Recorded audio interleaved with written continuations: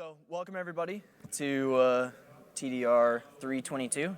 We're going to be discussing how AWS uses generative AI to advance kind of our native services. So first of all, my name is Marshall Jones. I'm a security specialist solutions architect at AWS. I've been at AWS roughly 6 years in a couple of different roles. I was a security consultant for a couple of years, and then now I've been a security SA for the last 4 years, which sounds crazy to say in my head. But I mainly focus kind of day-to-day on our detection and response services as a go-to-market function, getting feedback back from our customers to help advance our native services, help our customers adopt and operationalize these native services, and kind of shape the future of what that looks like for our customers. In this one, I'm going to branch out a little bit more than detection and response. We're going to talk about all the different ways that you can take advantage of generative AI in our native services. So we're going to start out with kind of how do you start securely and really fit this into a handful of different pillars. What should you think about from a management and governance perspective, automating security operations, security analytics, and security data analysis. And then one other housekeeping item. When this is over, I'll be on the side of the stage to answer any questions, but that's kind of how we have to handle that. So if we're thinking about generative AI, you might have seen this before, kind of 3 different generative AI use cases for security. The first one is security of generative AI. So think about you've got some generative AI application and you need to provide security around that. Generative AI for security, so using generative AI to create security outcomes and do something with security. And then security from threats powered by generative AI. So these are really 3 different areas that people might think of when they think of generative AI and security together. What we're going to be focusing on, though, is generative AI for security. So like, where can we use this as a security practitioner, as some cloud operations practitioner, to further enhance what we're doing in this space? So let's discuss starting securely. So if you're familiar with Amazon Q Developer, this is essentially, a lot of folks will think about this as a development assistant tool, either in an IDE, to help write code, help do unit tests, do a number of different things that you would do during the development lifecycle, either in your IDE. There's also a CLI functionality now where it can do a lot of cool agentic AI capabilities and actually do a lot of the different building and deploying for you. One thing to keep in mind is it's a powerful tool for security as well too, right? So if you're doing different security testing, you want to look for different vulnerabilities. We built some different demos around creating guard duty findings to test out end-to-end finding remediation life cycles, looking for vulnerabilities across like an entire repo of code, and then getting like information on like how to fix those vulnerabilities as well too, document and code where those things happen. Like, this is still, although thought of as a developer tool, can be very, very useful when it comes to security. So keep that in mind. So Lambda code scanning in Amazon Inspector is another area where you can see generative AI capabilities. So if you're not too familiar, Amazon Inspector is our vulnerability management solution, native solution at AWS. It does a number of different things. It can scan EC2 instances, CI/CD plugin capabilities. It also has Lambda scanning, and that's done through a couple different ways. So it can look at like packages being imported into Lambda functions, but then also does the code scanning capability. So looks at the code in Lambda to look for like insecure cryptography or code injection types of vulnerabilities that might be introduced in code. And then now not only tells you where those things are, but can give you recommendations on how to fix that, right? So if you're pushing these vulnerability findings down to the development teams that ultimately own these Lambdas, own this code, you're not only giving them the problem, but helping them with the solution as well too. So management and governance. In AWS config, there's a capability called advanced querying. Config records resources of AWS resources or the state of those resources. So think of like You've got an EC2 instance that has a security group where you change ingress rules in that security group. What did it look like before? What did it look like now? That's the state configuration of that security group. And with config, you can see it records those different states. So with advanced query, you can essentially talk to this and say things like the example above. Give me all my EBS volumes, show the volume ID. Maybe you need to see, list all my Lambda functions that are running Node.js 16, right? You can simply ask it that question, and it'll give you the query that you need to go find that information in the config resource recording.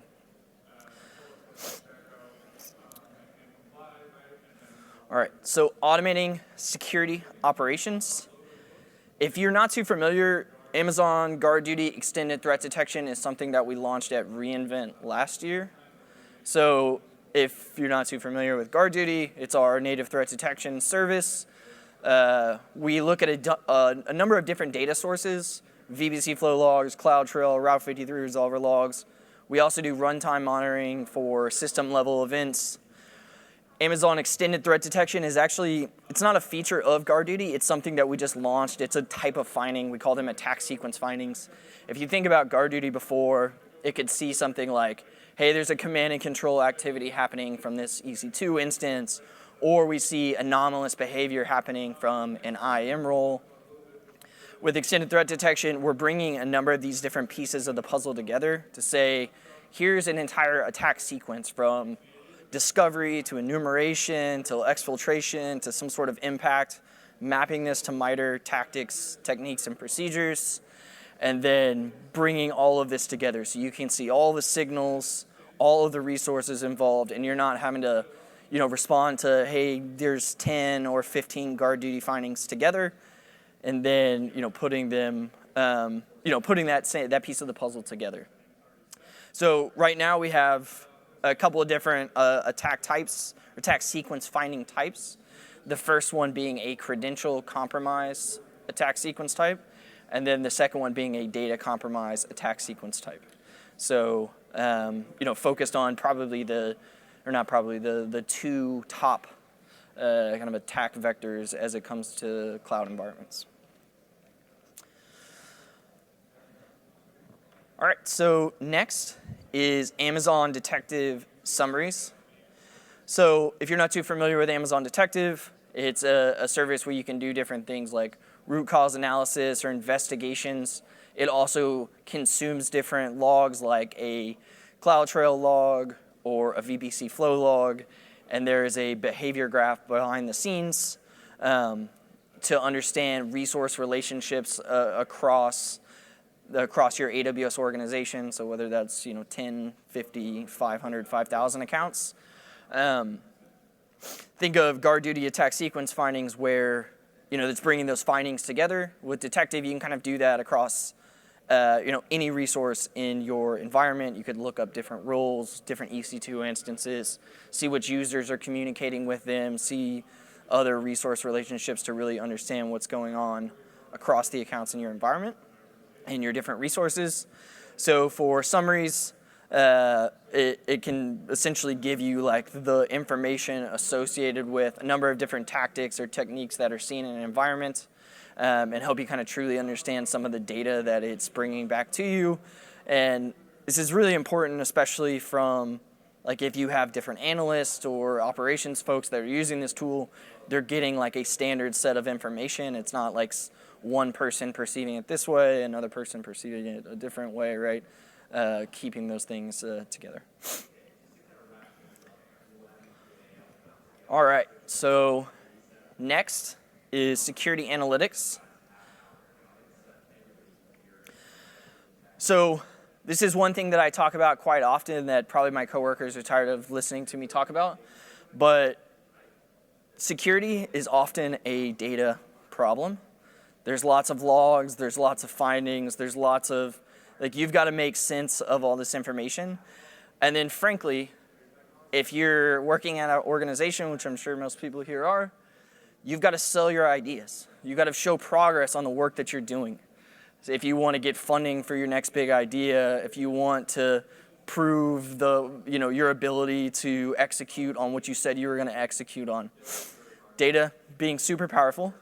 I personally am not good at this. So with QuickSight, there's essentially a Amazon Q plugin, or not, it's not called a plugin, it's just integration in Amazon QuickSight that gives the ability to do a number of different generative AI capabilities. If you're not too familiar with QuickSight, it's essentially a business intelligence tool. We have different quick start guides out there for like building security dashboards on Security Lake and a number of different things as well there too, like to get started. But you can use this integration to do a number of different things in QuickSight. So say, for example, you just want to build a visualization, right? You can say, maybe you're feeding it CloudTrail data, you're feeding it Security Hub data, VPC flow logs, something like that.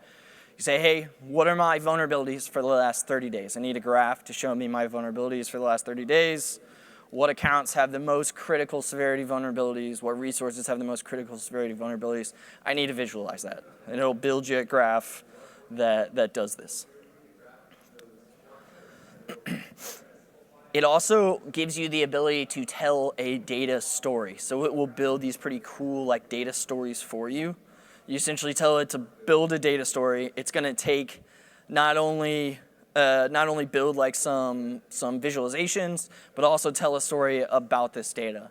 90 days ago, your vulnerabilities were, at an all-time high, and they started to trend down. But in this other account, they've actually gone up, and they were associated with EKS clusters or something, right? Like, it can give you some insights into the trends of your environment and understand a story you might want to tell when you're using your data, or if you're trying to, prove your worth of what you've executed on. Maybe you could ask it to do that.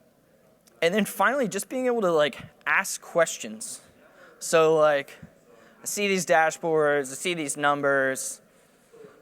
Tell me more about this. Tell me about. I have this KPI internally to reduce the mean time to respond. Tell me how long I've had Security Hub controls open.